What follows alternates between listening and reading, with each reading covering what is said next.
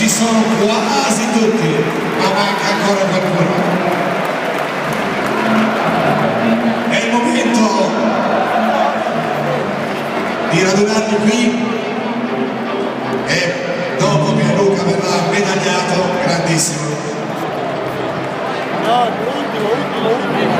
La passerella meritatissima e un ringraziamento straordinario allo staff tecnico della Juventus, Claudio Filippi, Paolo Bertelli, Roberto Sassi, Costantino Canappi, Julio Dus, lo staff della Juventus, l'applauso grandissimo della Juventus.